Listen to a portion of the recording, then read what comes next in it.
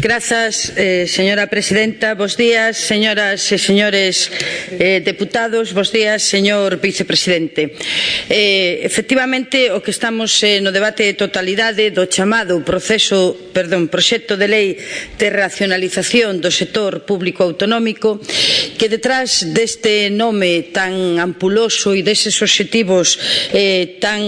grandilocuentes que nos anunciou o señor vicepresidente na súa intervención, como facer unha lei para poder centralizar a contratación do suministro eléctrico da Xunta de Galiza, vemos que o que hai en realidade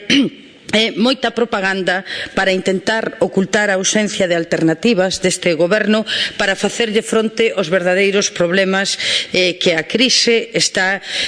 ocasionándolle á cidadanía galega. E tamén oculta a falta de alternativas, a falta de ideas, a improvisación e a chapuza administrativa deste goberno para intentar facer máis eficaz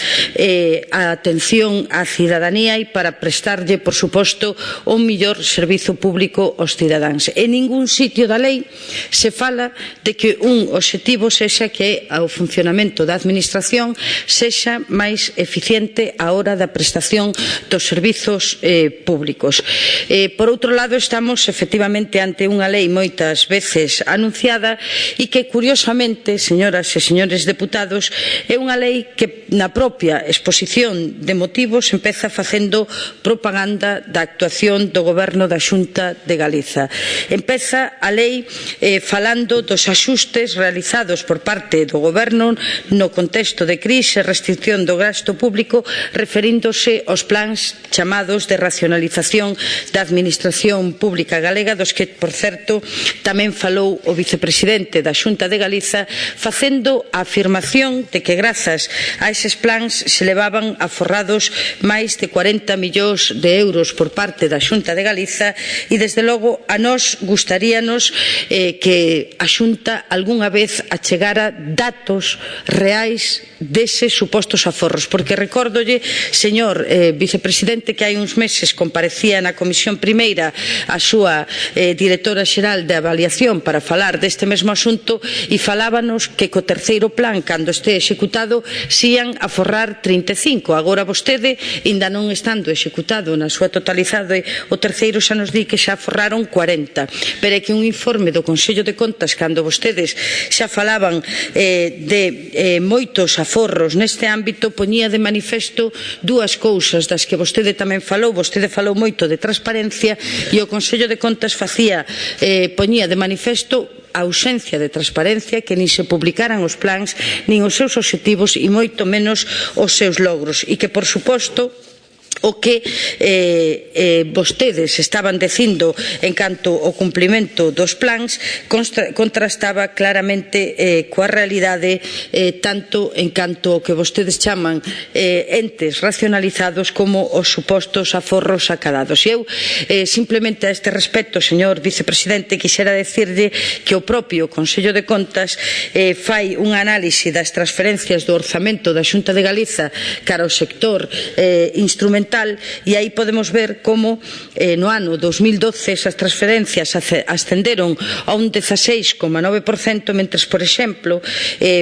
no 2008 foron dun 13,7%. É dicir, que esa suposta non derivación de recursos cara ao sector instrumental incrementouse desde que vostedes chegaron ao goberno e puxeron en marcha esa famosa racionalización. Pero tamén, señor vicepresidente, vostede o que non nos di é como incide na cidadanía e nos recortes de prestacións e de servicios á cidadanía esa chamada racionalización, porque eu simplemente vostedes nesta lei cifran o suposto aforro que vai provocarlle ou esta lei á cidadanía galega en 600.000 euros. Eu, señor vicepresidente, pediríalle que lle dixera, por exemplo, a Consellería do Medio Rural, que readmitise os traballadores de Agader que teñen unha sentencia do Tribunal Superior de Xustiza e que mantelos na súa casa sin cobrar cobrando e sin prestar de ningún tipo de servizo aos galegos nin á administración pública, nos vai costar só en salarios, sin contar outro tipo de gastos como Seguridade Social e IRPF aos galegos, máis de 600.000 euros ao ano. Esa é a racionalización no funcionamento da administración tal e como a concibe o Partido Popular. A respecto do contido concreto do texto articulado, nos temos que decir que este proxecto de lei é un auténtico caixón desastre sin ningún tipo de conexión entre as diferentes materias e aspectos que regula. Por unha parte, hai aspectos reiterativos e absolutamente prescindibles sobre o funcionamento da administración e das entidades do sector público que xa lle son aplicáveis pola normativa de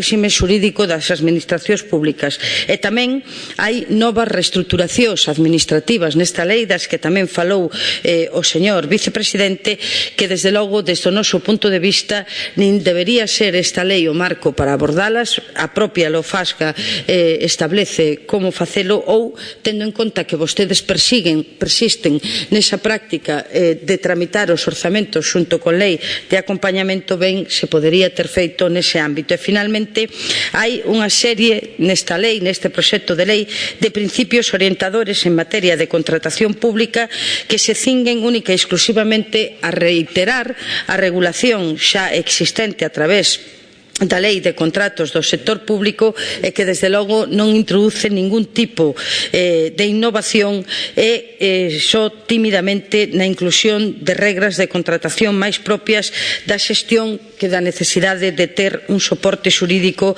a nivel de rango legal. Poderíamos decir que esta lei se limita prácticamente a facer continuas referencias á legislación xa vixente, o cal, señor vicepresidente, dito con todo o respeto, desde logo non vai en absoluto no camiño do que vostede acabou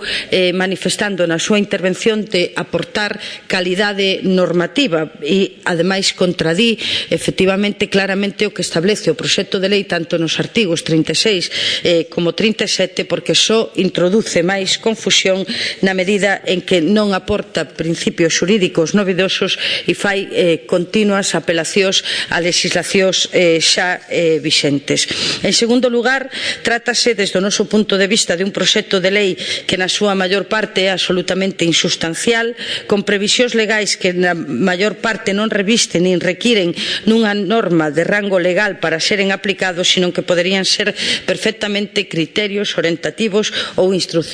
internas. Xa falamos antes de que non é necesario aprobar unha lei para poder contratar centralizadamente o suministro eléctrico da Xunta de Galiza, pero tampouco en materia de contratación os principios poderían emitirse, os principios que se establecen nesta lei poderían emitirse perfectamente como criterios para a elaboración dos pregos xerais de contratación, a fraccionamento de pregos dos que falaba vostedes, impulsados pola propia Xunta Consultiva de Contratación e coordinados pola Consellaría de Presidencia. Pero hai unha cuestión desde o noso punto de vista aínda máis surrealista, que é regular a través dunha lei a creación de grupos de traballo, que desde logo unha potestade discrecional, tendo en conta que o seu traballo é meramente preparatorio e que non ten sentido nunha norma de rango legal. Hai unha permanente reiteración de principios xa aplicables plenamente no eido administrativo, falan permanentemente de coordinación, colaboración, cooperación, co que se trata de non se trata de novidades, sino de un simple, poderíamos cualificar incluso de plagio do que xa establece a Lei de Réxime Xurídico das Administracións Públicas e de Procedemento Administrativo Común. Ni siquiera definen vostedes a efectos desta lei algunhas cuestións como a propia racionalización, que se entende por racionalización a efectos desta lei. En terceiro lugar, como decíamos anteriormente, o propio proxecto de lei contravén as súas normas ao regular a racionalización, simplificación e mellora da calidade normativa, onde se fala de xustificar a elaboración de normas, entre outras, nos principios de eficacia, necesidade e calidade normativa, como establece o artigo 37 do proxecto de lei. En este caso, ningún deses principios se poderían aplicar á maior parte deste texto que vostedes nos someten a aprobación a través deste proxecto. Fálase, en concreto, da elaboración de instrucións ou directrices de técnica normativa que hai anos ven reclamando o Consello Consultivo e que, ademais, xa existen no ámbito estatal sin necesidade de que eso haxa que introducilo en ningunha lei. Máis que facer unha norma para decir o que se vai facer, desde o noso punto de vista, o que debería facer o Goberno era executalo sin máis demora. Outro aspecto é que se aproveita tanxencialmente a inclusión de aspectos en materia de contratación pública para regular a contratación público-privada, unha vez que se demostrou xa o seu fracaso, ademais cun enorme custe tanto social como económico deste sistema, como puxo xa de manifesto no informe que nos remitiu a este Parlamento o Consello de Contas en xuño do 2011. Con todo, tamén vostedes só fan unha regulación de xeito parcial, fan referencia ao impacto orzamentario, contabilidade e captación de financiamento e garantías, mais non fan ningún tipo de pronunciamento acerca da necesidade de analizar a idoneidade desa fórmula e a súa comparación con outras alternativas. Así, en realidade, é unha materia relacionada directamente co réxime financeiro e orzamentario, polo que tamén en aras de calidade normativa e dunha sistematización máis adecuada dos textos legais que pregoa este proxecto de lei, desde logo nós cremos que esta regulación debería ir noutro tipo de texto legal relacionado precisamente co réxime financeiro e orzamentario e non nunha lei de racionalización. Por outra parte, amosa claramente como o Partido Popular se acolleu a esta opción sin ter o soporte legal e sin establecer os mecanismos básicos de control, o que desde o punto de vista do Bloque Nacionalista Galego e como xa temos denunciado noutras ocasións, o que provocou foi unha auténtica sangría para a facenda pública, ademais de ser moito máis ineficaz. Temos o caso do Hospital de Vigo ou temos o caso das infraestructuras viarias que, como vemos nos orzamentos da Axencia de Infraestructuras para o ano 2014, gran parte dos seus investimentos se van en pagar esas peaxes na sombra. A reestruturación que contén este proxecto de lei, tanto nas disposicións do articulado como nas extensísimas derradeiras, demostran desde o noso punto de vista un caso palpable de improvisación normativa e organizativa deste Goberno, xa que, ademais, ao alén da propia reforma da Lei 16/2010, como en sucesivas leis de orzamentos e acompañamento, asistimos unha vez máis a unha nova e ampla reestruturación que, ademais, desde o noso punto de vista, en moitos aspectos é absolutamente discutible. Como noutras reformas, señor vicepresidente, priman vostedes un enfoque horizontal, sectorial, no que debería haber un enfoque horizontal que tería, desde logo, desde o noso punto de vista, moita máis racionalidade. Voulle poñer un par de exemplos. No caso da unión do Instituto de Estatística co CISTEC, agrúpanse dous organismos dependentes, efectivamente, da Consellería de Economía, pero con funcións ben diferentes e ben diferenciadas. Por unha banda, temos que o Instituto Galego de Estatística é un organismo que ten como finalidade a captación, tratamento e difusión da información de interese económico non só para a propia administración pública, sino tamén para os axentes económicos e para o conxunto da cidadanía, para poder analizar a evolución da economía do noso país, e vostedes isto van a fusionar cun instrumento de xestión de ferramentas e aplicacións informáticas para no ámbito da contabilidade, eso sí, pero únicamente para o ámbito da administración pública. Nos preguntámoslle, señor vicepresidente, acaban vostedes de crear a Antega. Non sería moito máis razonable que o CISTEC se integrase na Antega e que o IGE, que é un instrumento necesario para o noso tecido económico e productivo e para ver a evolución da nosa economía, seguise funcionando autónomamente? O mesmo poderíamos dicir en relación, que tamén nos parece claramente cuestionável, ca unión do Instituto Galego de Consumo co da competencia. Pois vai reforzar esta unión unha visión da competencia únicamente desde a perspectiva dos consumidores. Señor vicepresidente, non sei se sabe vostede que en Galiza temos sectores productivos que están tendo graves problemas en relación coa competencia na fixación dos precios e na, digamos, no establecemento de auténtico dumping por parte das distribuidoras, por parte das industrias, e seguimos precisando dun instrumento que vele pola competencia, pero non só desde a perspectiva dos consumidores, sino desde a perspectiva de toda a cadena de fixación de prezos. E, por outro lado, nós cremos que non se acredita ni o aforro das conversións, tanto no eido da sanidade. O único que se fai desde o noso punto de vista é simplemente mudar o nome e a natureza das